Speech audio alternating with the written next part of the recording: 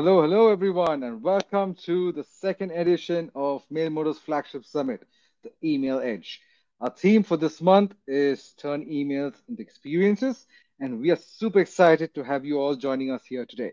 So, before we go forward, my name is Thomas Phillip, and I'm going to be your host for today. Now, if you are a marketer, a founder, product manager, or any other function that considers emails as one of the primary marketing channels, you want to stay ahead of the game, well, then you've come to the right place. Today, we will dive in deeper into how you can create engaging emails to stand out in a crowded inbox and boost conversions. So, as everyone's joining in, let's do a quick check on where each one of you are on your email journey. So, you should see a quick poll coming up on your right. So, go ahead and let us know where you are. The question is, are you familiar with interactive emails? Right? So, the options are yes, I have created it and I'm actively using it. So, you're already ahead of the curve. Second is I've heard of it, but I haven't tried it out yet. Maybe my tool does not have access to it. The third one, well, this is news to me. I mean, I've never heard of interactivity. What is it? I would love to learn more. So let us know what you think and let's see what people say. All right. So as we proceed, I'm seeing a couple of results coming in. Almost 66% of you haven't tried it out yet, which is pretty good. This session is definitely going to be useful for you guys. 33% of you have tried it out. So we would love to learn more about what you guys have done. So during the session, please drop in your comments in terms of what you tried specifically for your business. And who knows, maybe one of the leaders joining us today can give you guys insights on how you can maximize that, right? So a quick intro into interactive emails, right? Imagine an email that's more than just text and images. Interactive emails are raise the bar with fun and engaging elements like surveys, quizzes, polls, and games. It's almost like running a mini website in your inbox that your target audience cannot help but interact with. And trust me, the conversions are mind blowing. So, with that intro, let's get started with the first panel discussion, right? A quick housekeeping rule. During the event, please drop in your questions in the chat. We will be answering them either during or after the session, right? And also, we have kind of gamified this experience a little bit. So on the header, you'll see the leaderboard icon on your top right corner, right? What this does is it's going to show you where you stand in terms of points. Now, let me break down what these points mean. Everyone who's attending the event today gets a bonus of 50 points right off the bat, right? That's on us.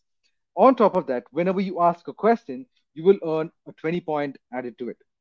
For every upvote that you get on your question, right? That means you got to ask the best question possible. You get an extra 10 points on top of that, right? And when you answer a poll that my team puts up, you get an extra 25 points. Email emoji reactions, please go ahead, share us what you think. That gives you a bonus 5 points. And at the end of today's session, we have a social lounge that we have leaders sitting on every table open to discussing your ideas with you. That, if you come and join us, that itself will give you a whopping 75 points. So at the end of the day, the top three winners at the end of the show will receive exclusive goodies sent from the team right at your doorstep.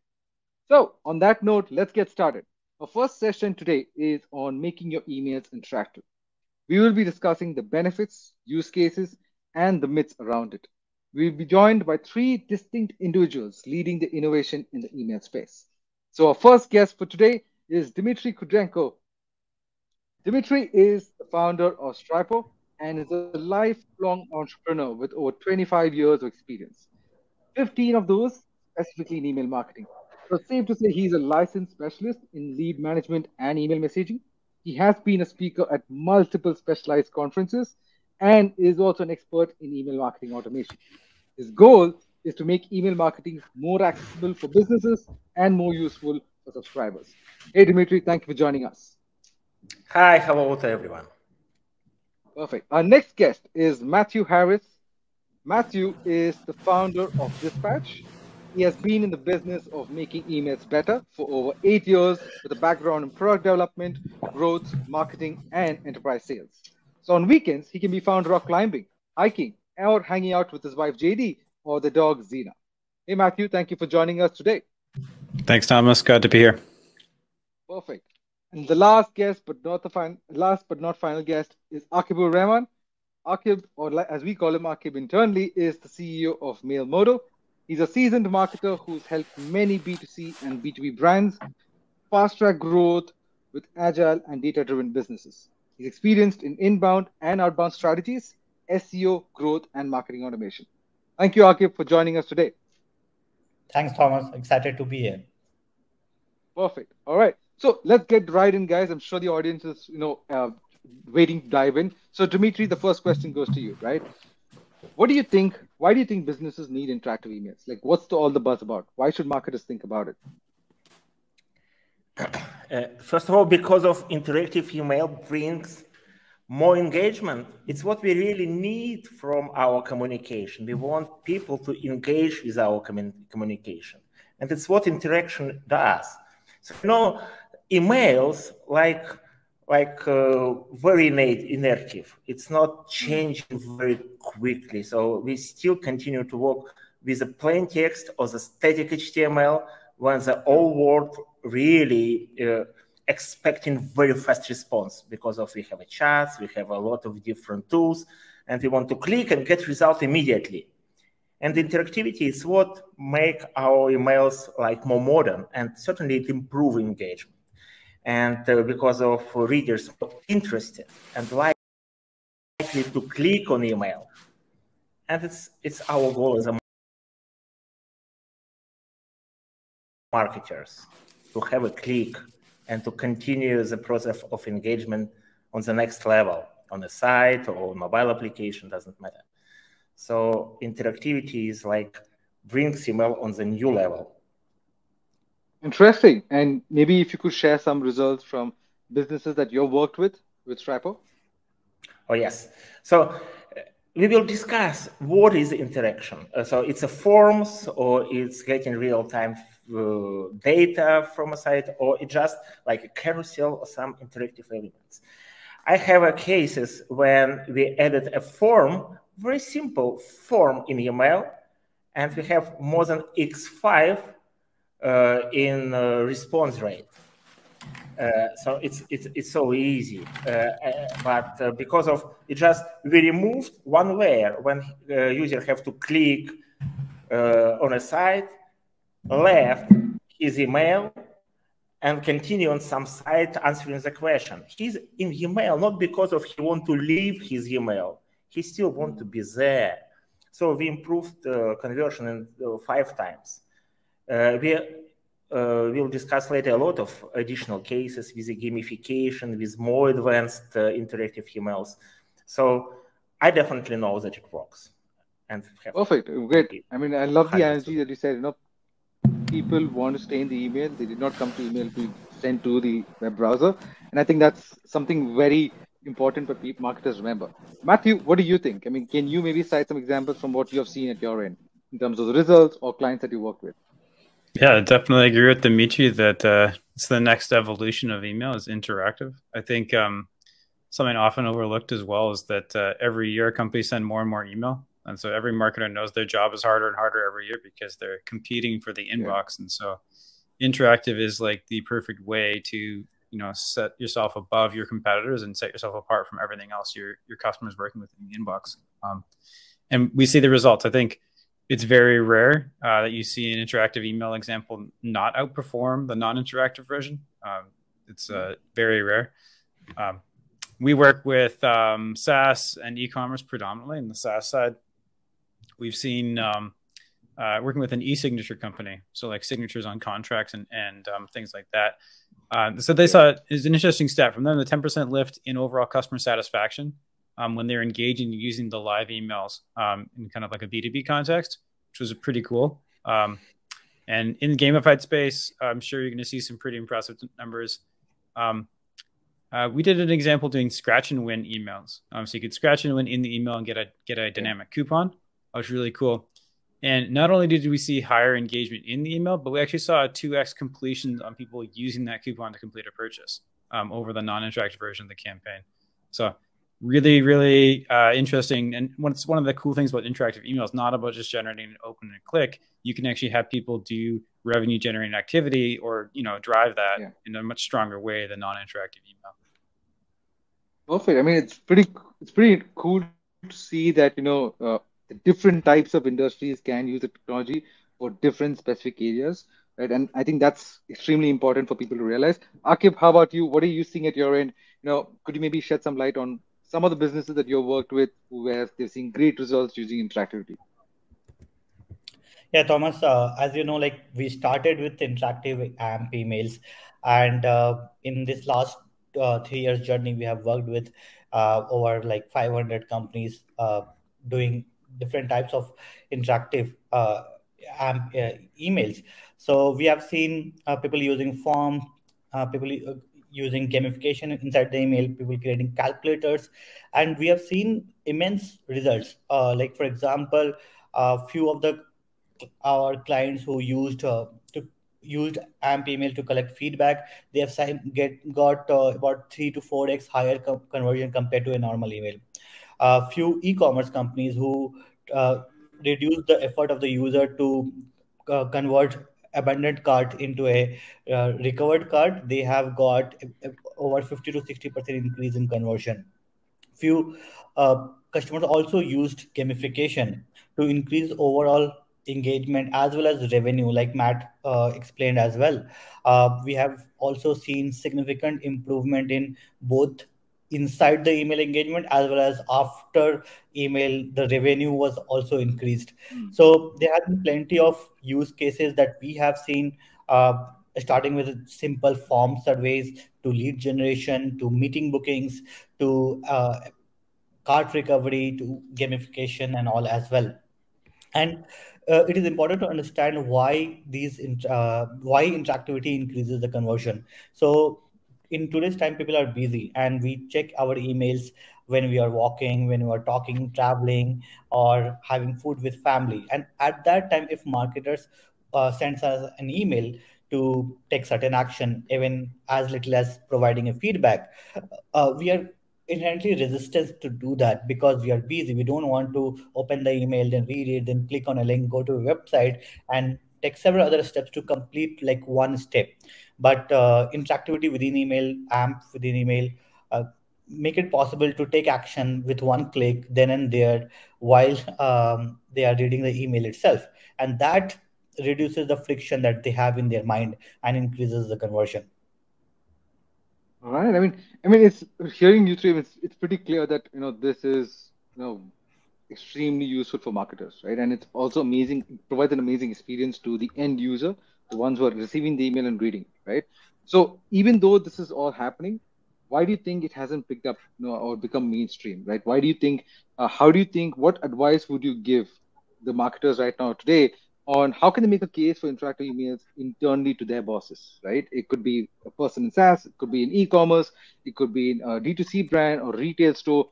What do they have to do? How do they build the case to go and speak to their management saying that, hey, you know what, we need to upgrade our interactive emails, right? We need to start using them. So any thoughts on that, Matthew? Maybe you can go with you. Yeah, I've seen two kind of approaches for this that I think work really well for building the internal use case. And it really centers around the question, are you taking an existing email you send today and you're going to try to make it interactive? Or are you going to send a new campaign, or like just do like take your monthly newsletter and make that interactive? So marketing emails or campaign emails are kind of like the low-hanging fruit for testing interactivity, where you can easily benchmark, last month we sent our newsletter, this month we're going to send our newsletter, that kind of thing. And it's quite easy to benchmark and know what you're going to do. It's also very fast to see results on that because you're going to send it out to like most of your subscribers. So it's a good sample size. You're going to see results very quickly. But it also means, because it's such an easy and small test, it's you can generally only justify like a small budget request. And so it's good to kind of think about it in those terms. It also has the downside of being a bit of a one-trick pony. There is some fatigue. Customers say, if you're sending out, I love Scratch and Win interactive emails, you send out Scratch and Win every month, though, there's a little bit of fatigue. And so campaign emails any marketing emails are always kind of like a race. And so there's that downside as well. So to justify or make the case there for interactive, I think it just keeps the thing about like a good sample size. We can test it quickly and like really sandbox it. On the other hand, the other way we've seen this approach work well is looking at triggered or transactional emails, where emails you're sending based on customer behavior. These are more one-off. And I truly believe this is kind of like in the long run, the sweet spot where you're going to see really, really high ROI long-term. You're not going to see fatigue because customers only receive this based on behavior, like an abandoned cart email or something like that. And you can actually have the opportunity to build really custom experiences that relate to your product or your whatever you're selling to your customers. The transactional triggered use case has an added benefit of taking potentially what's seen as like just a notification or like an email that doesn't necessarily prompt the customer to go back and do something, and give you an opportunity to build better customer loyalty or maybe generate revenue or something, do something else. And so it's a higher ROI use case than a campaign email, but it is like more work and more effort. And generally, you're going to see the best results if it's a more customer experience. And so I think packaging it up in terms of how you're going to approach that is how we see the best success and make the case internally for it. All right, perfect. Any quick thoughts from either Dimitri and Akib? Do you guys have any input on top of what Matthew just said? Yeah, so traditionally, like emails have been remain the same. Like in last 2-3 decades, email have been there, and people have been using it in the same way. Like you can add text, images, and link, and you can't do anything more than that. And marketers have been tracking open rates and click rate, etc. But at the end, revenue matters. At the end, business goal matters, and not just email opens and clicks. So marketers who need to convince their team, their bosses to use interactive emails, they need to talk about the revenue, the end business goals. That hey, interactivity within the email is like sending a website directly to the users to take action to bring them more towards the business goal, and that is the best case there. In terms of other matrices as well, like in terms of people who are measuring engagement or who are measuring open rate, etc., they can also justify using interactive emails because it is something new. You are giving a better experience for your users. They are going to like it and they are going to open your emails more. We have one client who is sending a lot of newsletters, and what they are doing is amazing. What they do is they send a quiz every week, and they show the results of the quiz in the next week newsletter. And that's why all their users are waiting for the next newsletter to come, and they open the next newsletter. So that's how they increase the open rate as well. So interactive email is actually improving the whole funnel and especially the end goal of the user, of the marketers. Perfect. Thank you for that. I mean, yeah, Dimitri. Yeah, exactly. We agree with it. First, interactive email is always cost more than regular plain emails, especially when you do it once and prepare it for 3 months and then it burn out in 2 days when campaign works. It's sometimes not very good idea. So it's why we started to work how to minify the knowledge, the barrier to implement your interactive solution into email quickly without technical knowledge, without additional investment. So how to reuse what you can find on the market. So it's not only and I really like idea is that it's not one time activity. It has to be embedded as in a business. Your customer have to expect from you something, especially if it's gamification. Gamification is not embedded into email, it's embedded into business processes. When users understand why they have these games, why they have this fun on some interactivity, if they, because of, in a lot of a statistic, open rate is a result of improved statistic, but open rate doesn't, it's not interactive. When user open email, it doesn't matter it's plain or interactive. If open rates improved, it means that you changed the expectation. They already understand that it would be some fun there or maybe good communication. It's important. I love this. And I think the synergic theme that all three of you are telling me is that, one, obviously there are a lot of golden nuggets, but one common factor that I can see is that, don't think that, use one template out of the 5 emails that you send. You use interactivity just once and you expect, crazy results, right? You got to embed it into the philosophy of your marketing, give it time, make it compound over and over. And obviously you will see the results. We have customers across all your companies seeing results. So that's the So why don't we move into the next set of the session, which is use cases, right? Let's discuss a couple of use cases so that our audience also can understand what that means. So Matthew, we can start with you, right? We've seen marketers using interactive emails in multiple ways, right? And with what we call as widgets, right? In the interactive space, that you can add widgets into your email. So what are some of the use cases that you're seeing, or some of the widgets that you're seeing are garnering a lot of engagement, right? If a marketer wants more engagement, what widget do you think is the most appropriate for them? Yeah, so we could show some examples. I actually really hate referring to them as widgets personally.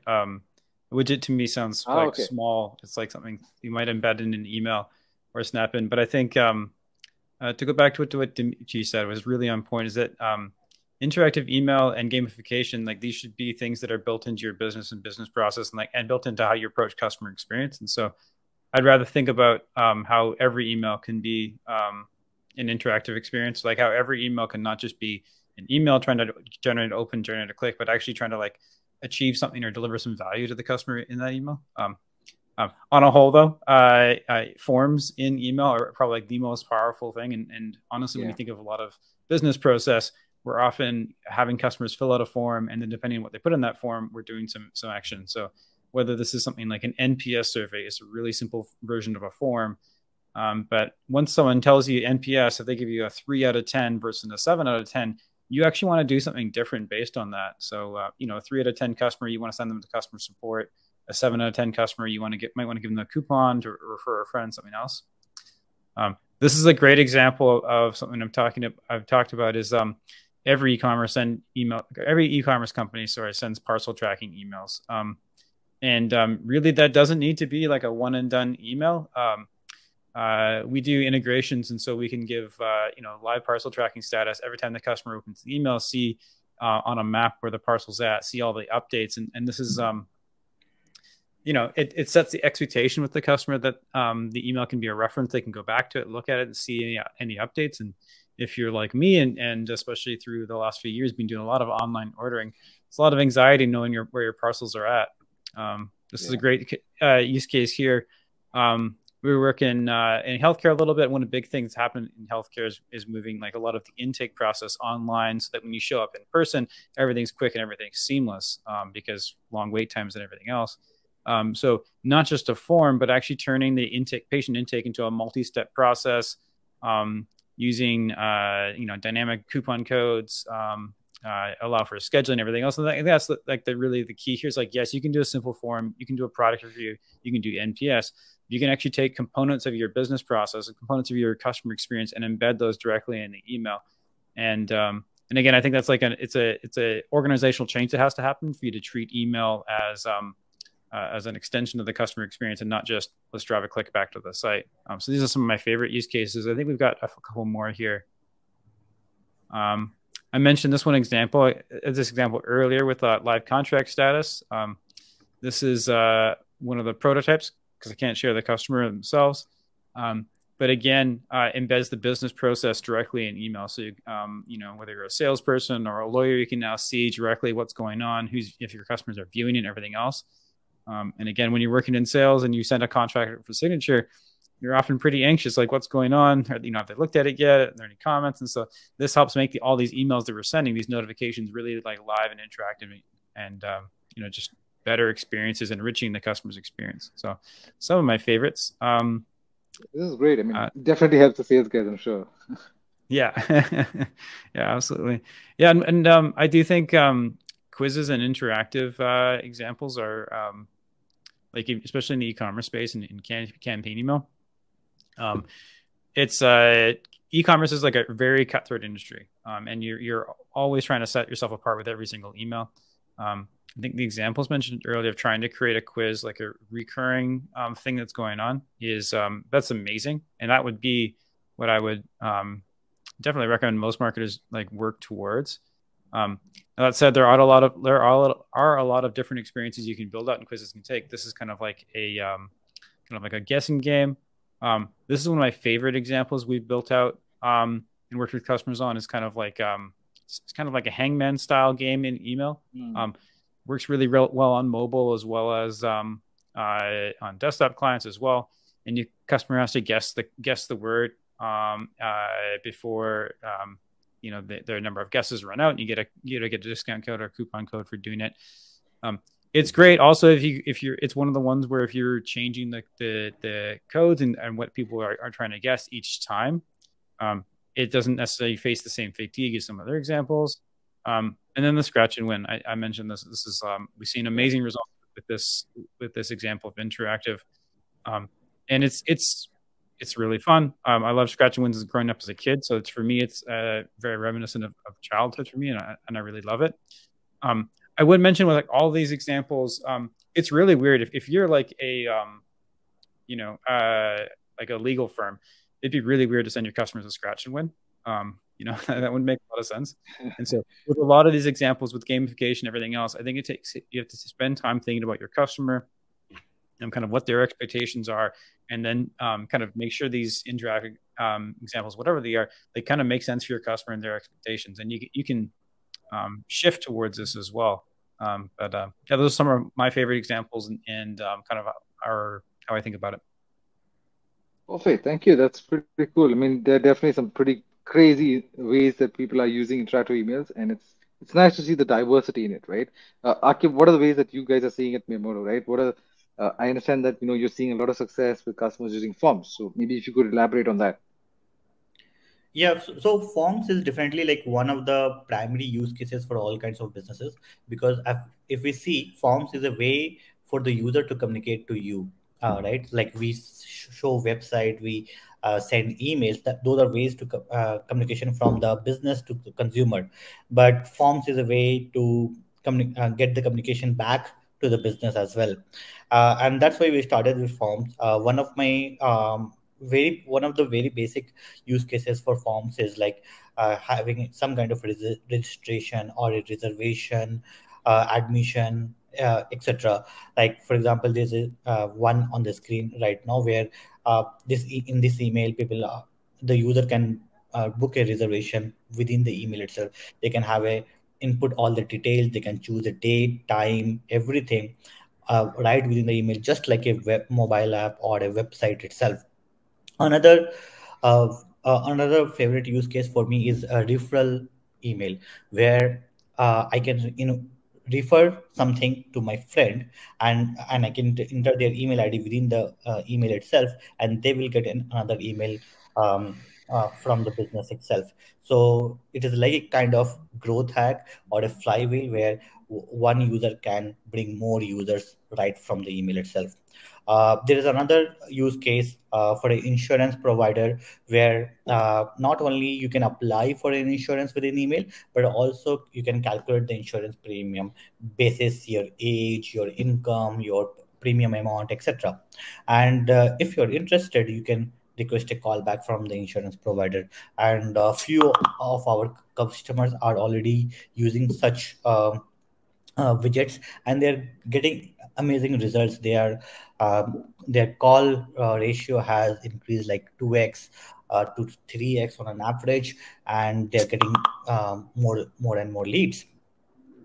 Another use case that we have is for feedback forms and surveys, where people can provide all the inputs within the email itself. And we have seen the best kind of results in those, because almost every business needs to collect feedback from their users. Yeah, and even Matt explained one example where people can give bad rating and good rating. If they give you good rating, you can ask, hey, what did you like about us? Would you like to review us on, let's say, Play Store, Google Review, or G2, etc.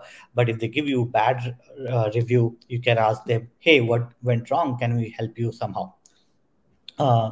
Another good example would be webinar registration or event registration. So today, a lot of people are organizing events, webinars on various topics. And the major problem that they have is how to get more users to the webinar. So we have a webinar registration form which can be embedded within the email. We also have a Zoom webinar integration with which people can register for the webinar directly within the email. And not only that, you can also send a add to calendar button within the email, from where if upon just one click, the user can add the event in their calendar itself, leading to lower drop off or leading to higher attendance ratio in the webinar.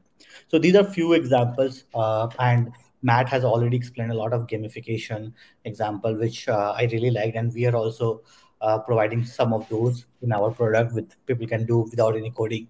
So I think that there are plenty of things that can be done, and we are like we are we are doing that with time. Like we started with forms, we added quizzes, calculators, and now games as well on MailModo.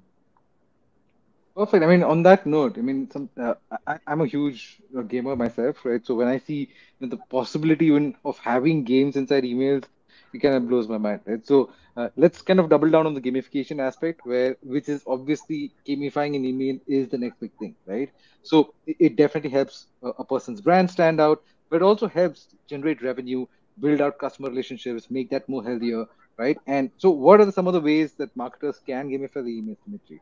What do you think?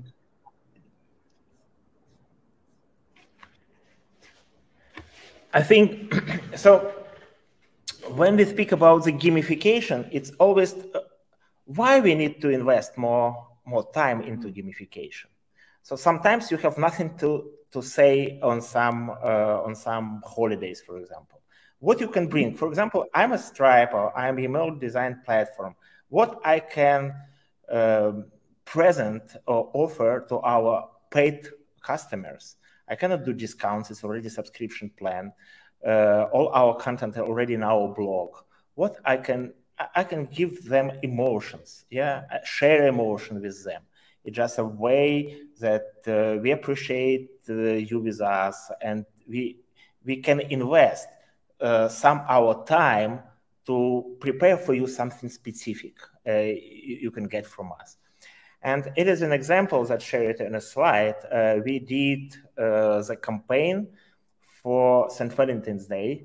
So we prepared some heart with a lot of words inside and suggested to find and choose the letters vertically or horizontally to find 3 words they can find. And based on the combination of words they find, we show them, okay, you what kind of Cupid you are.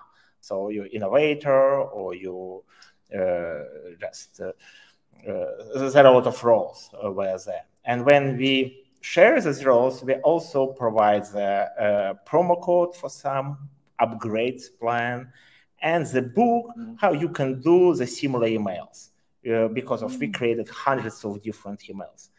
And we always see as a reward. Just because of you participated. If you not participated, you have nothing. And the next example is a Christmas email we did. It was I really love it. So how it works?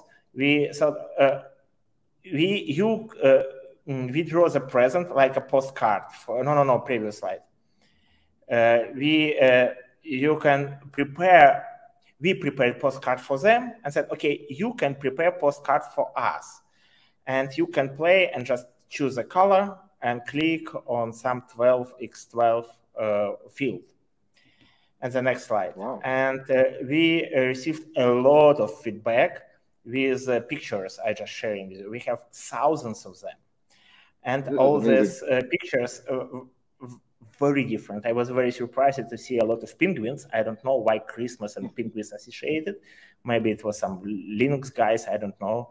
It was a Christmas tree. It was and sometimes it was something that was completely unexpected. People played and didn't expect that we will see all those pictures on our admin panel. But we received response from some customers up to 10 postcards. They just played and shared the interactivity with their friends. It was kind of viral thing. So it works. It just engaged people. The gamification is a process. You can create gamification from a mechanic. And we discovered a lot of them. And one of them is just discover phase. So when you have in your mail some hidden things, and if you want to know what is there, you have to click there. If you just provide the list of things and the author, they, okay, read them, it's okay. They don't focus on them. They read them without special attention. And when it's hidden, they click, discover, and, oh, what is your price here? What is your price here?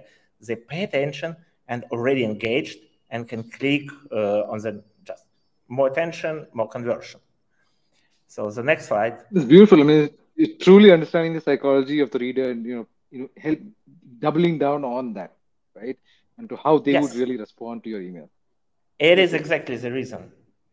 So there are a lot of mechanics. We discovered about maybe 30 different mechanics of the games we did and played in, please, the previous slide.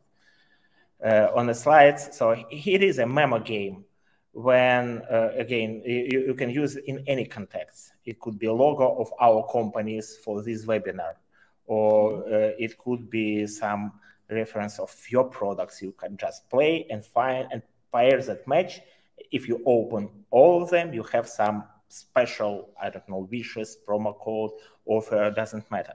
But people play in your context and they remember you. And in this exact case, we increased click-to-open rate up to 27%.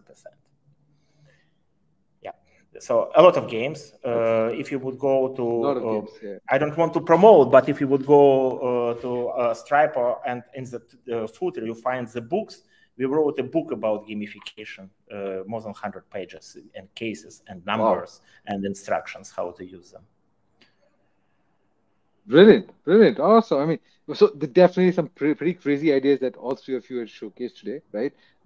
Maybe towards the end of the session, let's talk about now in terms of how do you go and implement this, right? Because obviously creating something like this, are we making it easy for marketers, or is it just going to be as complicated or even more compared to the HTML emails that they're so used to creating? So Dimitri, why don't we just continue with you saying, right now a lot of the marketers that I speak to personally also, they feel that at least on the surface level that it involves a lot of work, right? When they hear the idea, they'll be like, oh wow, this is a lot of work. So why don't you maybe shed some light in terms of how difficult is it, or is it easy? Is that a myth or not? And if yes, if it is difficult, how difficult is it, right? So maybe if you could shed some light on that. Yeah, got it. I will try to be quick because if it's complicated, can you go to the next slide? If we speak about the AMP, you know that only Gmail, really Gmail users can see AMP, but not all users are AMP. And how to provide content for all of them. Usually in one email, we send just technically, who doesn't know how AMP works, we send AMP and HTML and plain text, everything in one email. And if your email client supports AMP, it will show AMP. But it means that you have to think how to implement your game in all three fallback stack, like AMP and HTML and for plain text, because if you have different users with different devices, experience, and if they have internet or doesn't have internet, doesn't matter. So next slide. When you do AMP HTML, it's even it's completely different HTML. It has special tags. Even one small mistake will break whole email. So you have to learn a lot of additional things to play with this as a marketer. I think it's a problem because of marketer have to think about the message, about the ideas, not about the coding. Yeah. He's not coder. And it's why we don't have a lot of interactive emails, because of marketers are not coders and don't have a budget, they don't have a time, but they always have a pressure, they have a deadlines and all the stuff. So they don't have time to work with this. Next slide, please. So about interactivity, I think there are three types of interactivity. First, the layout, when you don't communicate with the server. It's like a carousel, accordions, some effects on your mail. Next level is when you can get data in real time. When you open your mail, you get data immediately, especially good thing for abandoned cards or something, or recommendations. Yeah. And when you can submit the data for the service. It's how AMP works. But all the stuff, including forms, can be done without AMP using HTML or CSS for Apple clients. So if you have Gmail, if you have Apple or any clients that support rich HTML, you cover almost all your audience. And for the rest of them, you have to provide just a link to the web version. Or when you have a form, you submit data, you can, if email clients can submit that, most of them can submit data. And you continue in a landing page. You always have to think about all stages. Next slide. It is an example of one of interactive email is a quiz. We already had several examples for the quiz, how to pronounce stripe or stripe. So you choose and you have the next question. Next slide. It's hard to do, but I want to highlight one thought. What is common between like rocket science, like SpaceX, Falcon 9, and interactive emails? I think very important thing is, next slide, reusable modules. So it will be very hard, very expensive to create new rocket from scratch every time.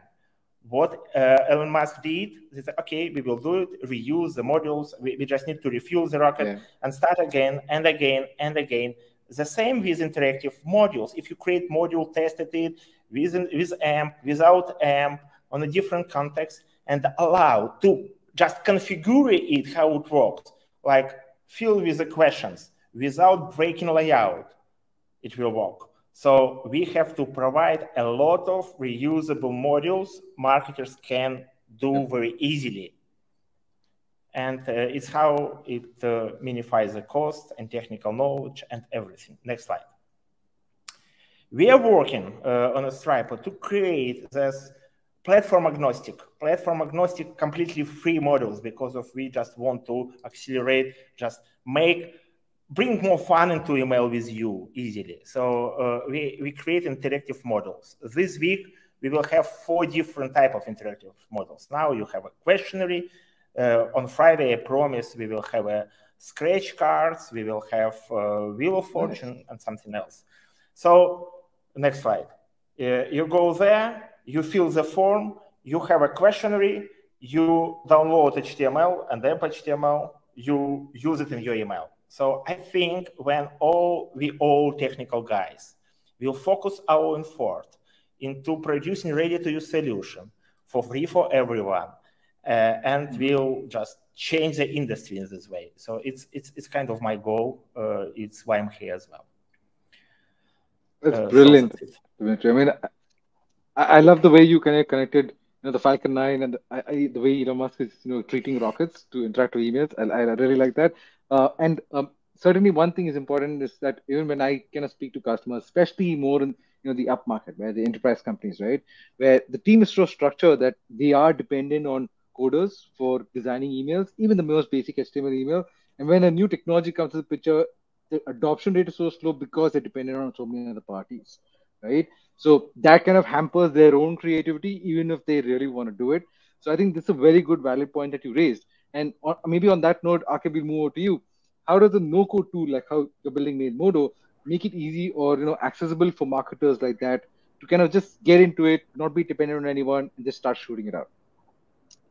Yeah, so for the adoption of AMP emails, there are 2 main problems. One is building new widgets or new application, because it is completely new technology. And if every business has to do the same thing again and again, it takes a lot of time. And what Dmitry mentioned is he talked about reusability, right? So most businesses have common use cases like a form or a quiz or a game or even a poll or calendar, etc.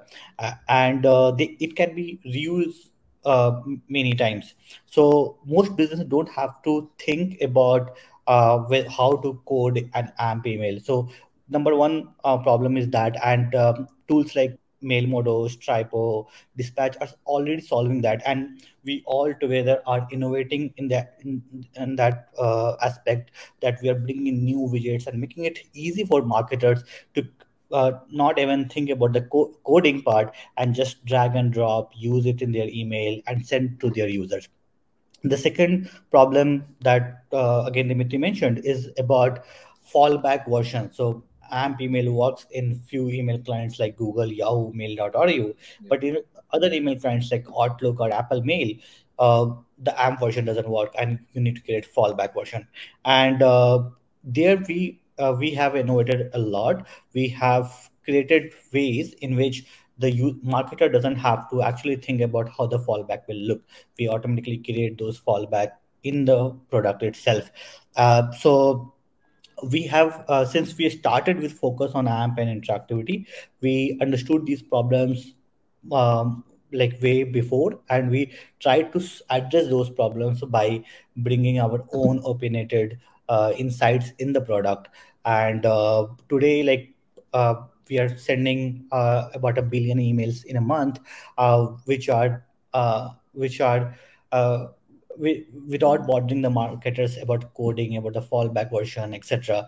They can just come create the emails, don't even think about how it will be how it will work in different email clients, or how they can create different kinds of widgets, etc. They can just drag, drop, use it, and like a normal email only. So we have simplified the process for marketers.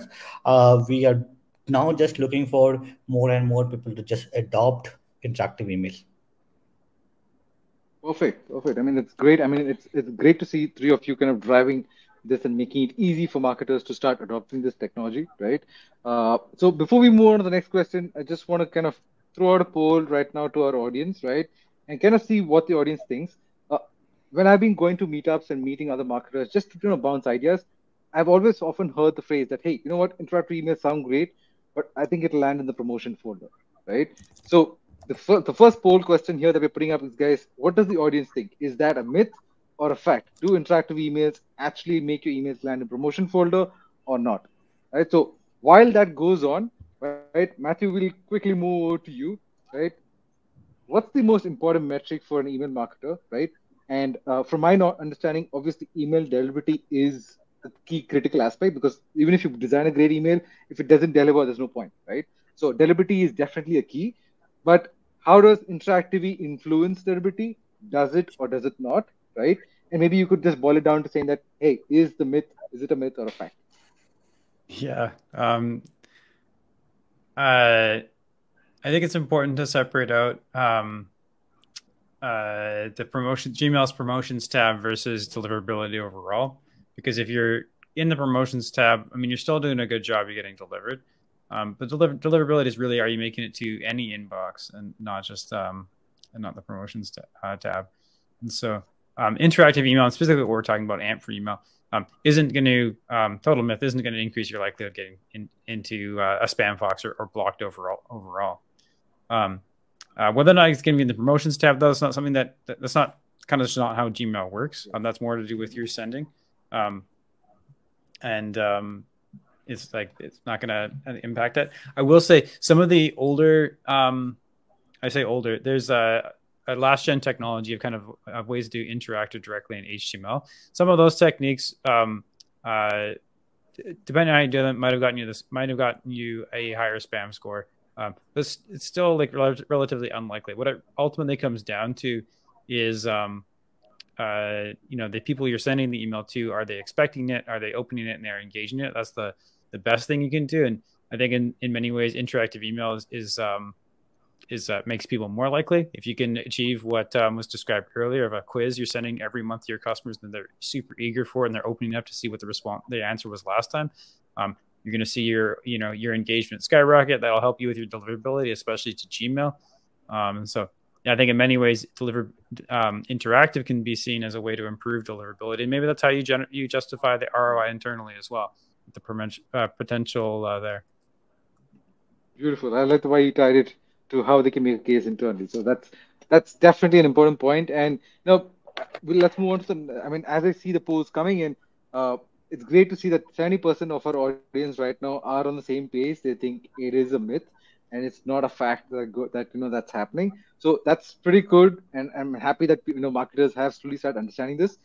Maybe let's take the last question, Akib, over to you. What are some of the limitations in AMP? I mean, we've been talking about the advantages, why people should do it, right? What are the crazy use cases that we've seen people doing? But when should someone not use an interactive email, right? Let's be a devil's advocate and see what happens there. So if your goal is not to drive any action and you just want to inform your user, let's say, hey, your password has been reset, or here is an OTP, probably you don't need an action, and probably you don't require an effort to do the whole AMP thing. Uh, so I would say those are the cases when you don't have to do AMP email.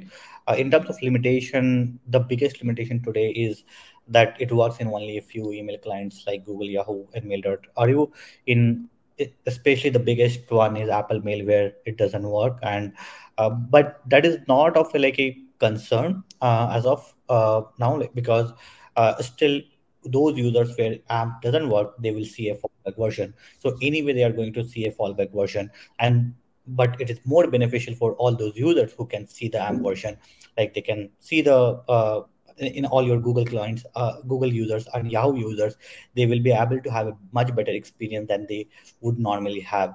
So even if you have like more than 50% of your users on those email clients, it makes a lot of sense to use AMP to make their experience better, while the rest of the user can have the similar experience as they have today. All right, perfect. All right, guys. I think that's we've reached the timeline for today on today's session. I did see some questions popping up, but I think it has been answered. So thank you, Matthew. Thank you, Dimitri, for joining us. Thank you, Akib. It was a pleasure talking to you guys. I've definitely learned a few things from you both.